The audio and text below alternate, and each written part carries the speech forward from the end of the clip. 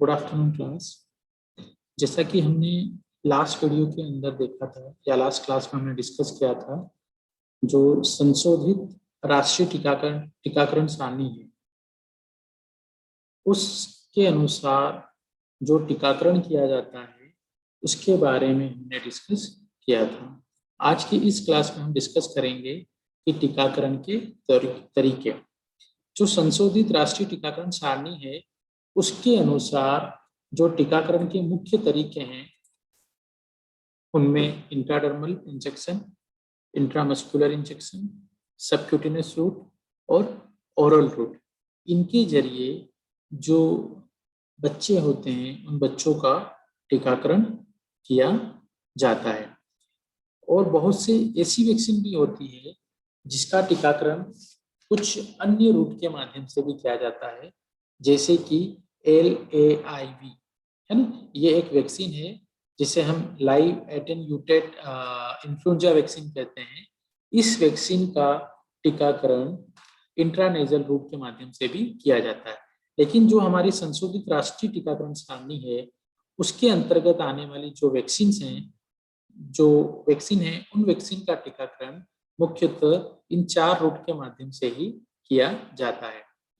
अब इनको समझने से पहले, इन 4 तरीकों को समझने से पहले, एज ए एएनएम स्टूडेंट और एज ए एएनएम नर्स आपको जो बेसिक एनाटॉमी है स्किन की, जो त्वचा की जो संरचना है, बेसिक संरचना है, उस बेसिक संरचना के बारे में आपको पता होना चाहिए।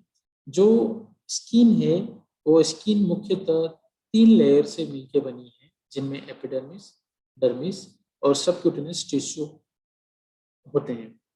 जो स्किन की जो सबसे आउटर लेयर या हम बोल सकते हैं जो सबसे बाहरी लेयर होती है उसे एपिडर्मिस कहा जाता है। एपिडर्मिस जो लेयर होती है वह वाटर प्रूफ बैरियर प्रोवाइड करती है हमारी स्किन को, और उसकी वजह से ये सहायता करती है जो स्किन टोन है उसको क्रिएट करने में।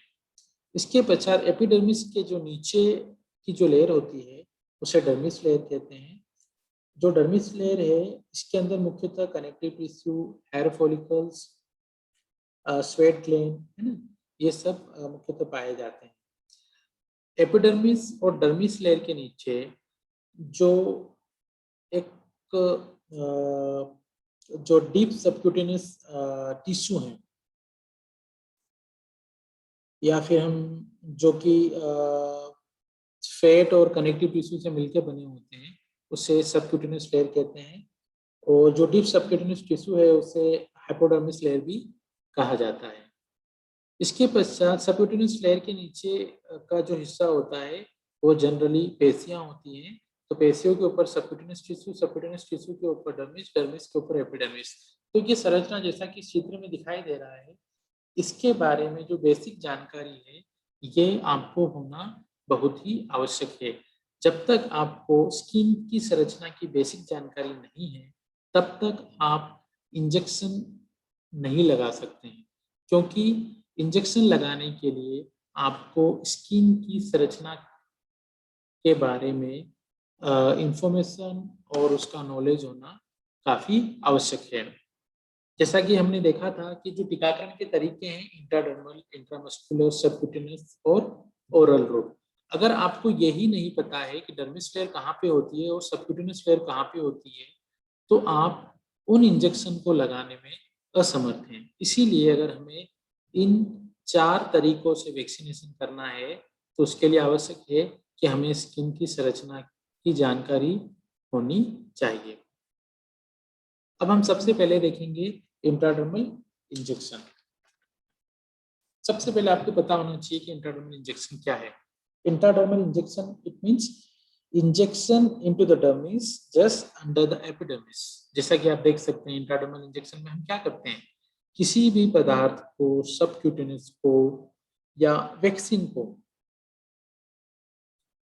ठीक है, अगर उसका इंजेक्शन देना है या उसे शरीर के अंदर इंजेक्ट करना है तो उस पदार्थ को हम इंजेक्ट एपिडर्मिस के ठीक नीचे जो डर्मिस लेयर पाई जाती है उस डर्मिस लेयर में हम क्या करते हैं, उस पदार्थ को हम इंजेक्ट करते हैं।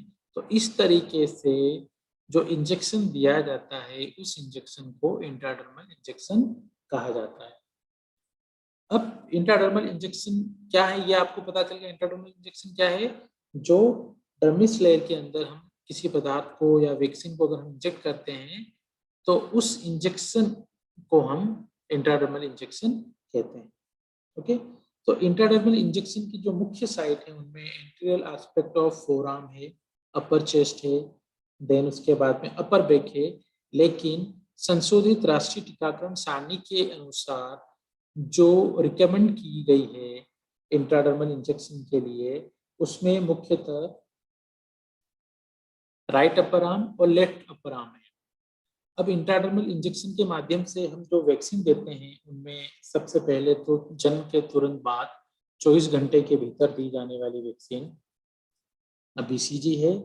बीसीजी के पश्चात जो इंट्राडर्मल इंजेक्शन दिया जाता है वो एफआईपीवी होता है। ठीक है, बीसीजी के लिए जो साइट होगी इंट्राडर्मल इंजेक्शन के लिए, वो लेफ्ट अपर आर्म होगी, जिसे हम बोल सकते हैं बाई ऊपरी भाग, बाह के ऊपरी भाग में। और एफआईपी है, ठीक है, वो दाई बाह के ऊपरी भाग में दी जाती है। अब जो कुछ गोल्डन रूल है इंट्राडर्मल इंजेक्शन को देने से पहले, जिसके बारे में आपको जानकारी होना आवश्यक है, इसमें मुख्यतः जो इंट्राडर्मल इंजेक्शन है उसको देने से पहले स्किन को, जहाँ पे हम इंट्राडर्मल इंजेक्शन दे रहे हैं, जैसे कि एग्जांपल के लिए जो बीसीजी का टीकाकरण है वह लेफ्ट अपर आर्म के अंदर हम करते हैं। तो लेफ्ट अपर आर्म में जिस पोर्शन में हम इंट्राडर्मल इंजेक्शन दे रहे हैं, वहाँ की स्किन को थोड़ा सा स्ट्रेच किया जाता है। एक तरीके से स्किन को हम, स्किन टोन है उसको स्प्रेड करते हैं, और स्प्रेड करने के पश्चात जो इंट्राडर्मल इंजेक्शन होता है उसे हम 10 से 15 डिग्री के एंगल में देते हैं। अब यहाँ पे जो मुख्य बात है वो ये है कि इंट्राडर्मल इंजेक्शन देने के पश्चात जो एरिया है, उस एरिया को कभी भी मसाज नहीं करना चाहिए, मसाज या उस एरिया पे रब नहीं करना चाहिए। ठीक है, और एक तरीके से वहाँ पे ग्लैब टाइप की आप जब इंजेक्शन लगाते हैं, तो इंजेक्शन लगाने के बाद में जहाँ पे इंजेक्शन लगाया है वहाँ पे थोड़ा सा स्किन के अंदर एक तरीके से हम बोल सकते हैं बल्ज जैसा बनेगा, तो वो वहाँ पे बनता है। तो इस चीज का हमें ध्यान रखना है। वो पोर्शन है जो स्किन का एरिया है जहाँ पे इंजेक्शन लगा, वहाँ पे हल्का सा व्हाइट कलर जैसा दिखाई देता है, और वहाँ पे एक बल्ज जैसी आकृति बनने लगती है। तो वो एक सामान्य है इंट्राडर्मल इंजेक्शन के बाद में। तो इसलिए उसे देख के जो बच्चे हैं, बच्चे के साथ जो उसके रिलेटिव्स हैं, उसके पेरेंट्स वो डर जाते हैं, तो उन्हें बताना है कि यह सामान्य प्रक्रिया है, इंट्राडर्मल इंजेक्शन के बाद में जनरली ऐसा होता है, इसलिए घबराने की कोई आवश्यकता नहीं है। इन बातों का हमें इंट्राडर्मल इंजेक्शन के लिए ध्यान रखना है। इसके बाद हमें देखना है कि जो इंट्राडर्मल इंजेक्शन के लिए जो निडल होती है वह 25 से लेकर 27 गज की निडल होती है। तो जो बच्चों के अंदर इंट्राडर्मल इंजेक्शन लगाया जाता है, तो हमें इस बात का ध्यान रखना है। और जो तो ये हमने देखा कि ये कुछ खास बातें हैं जो इंट्राडर्मल इंजेक्शन के टाइम पे हमें ध्यान रखनी चाहिए। इसके बाद हम एक छोटे से वीडियो के माध्यम से देखेंगे कि इंट्राडर्मल इंजेक्शन कैसे दिया जाता है।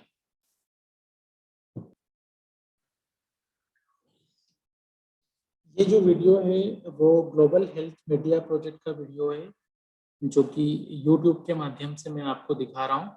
तो इस वीडियो को देख के आप समझ सकते हैं कि जो इंट्राडर्मल इंजेक्शन है वो किस तरीके से दिया जाता है।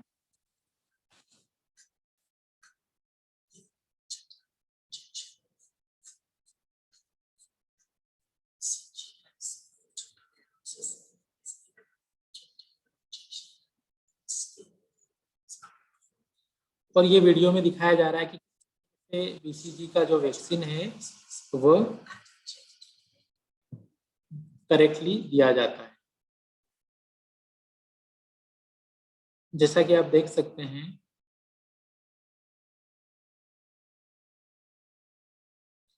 बीसीजी के लिए जो वैक्सीन लिया जाता है, उस वैक्सीन को जनरली हम 2 से लेकर 8 डिग्री के टेम्परेचर पे रखते हैं। इस चीज़ का हमें ध्यान रखना है। इसके पश्चात हमें हाथों को अच्छी तरीके से धोने हैं। हाथों को अच्छी तरीके से धोने के बाद में जो वैक्सीन है उससे हम डाइल्यूट करते हैं और डाइल्यूट करने के पश्चात जो 0.1 ml की सिरिंज है, 1 ml की जो सिरिंज है, उस सिरिंज से हम बीसीजी का जो वैक्सीन है, उस वैक्सीन को हम देते हैं। सॉरी, 0.1 ml की सिरिंज है। अब स्किन को हम क्या करेंगे, सबसे पहले क्लीन करेंगे और क्लीन करने के पश्चात 10 से 15 डिग्री के एंगल पे, जैसा कि आप देख सकते हैं, हमें डर्मिस लेयर में इंजेक्शन देना है। बीसीजी का वैक्सीनेशन के लिए हम लेफ्ट अपर आर्म को सेलेक्ट करते हैं। लेफ्ट अपर आर्म को सेलेक्ट करने के बाद स्किन को स्ट्रेच करना है, जैसा कि इस वीडियो में दिखाई दे रहा है। स्किन को स्ट्रेच करने के बाद में 10 से 15 डिग्री के एंगल पे हम बीसीजी का जो वैक्सीनेशन है वो डर्मिस लेयर के, स्किन के डर्मिस लेयर पे हम करते हैं, जैसा कि आप देख सकते हैं।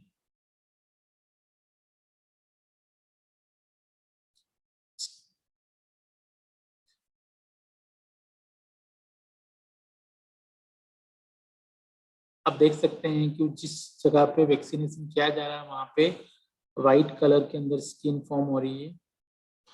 अब जो बल्ज है, एक तरीके से वहाँ पे बल्ज अपीयर हो रहा है, तो ये एक नॉर्मल कंडीशन है जो कि इंट्राडर्मल वैक्सीनेशन के बाद में दिखाई देती है।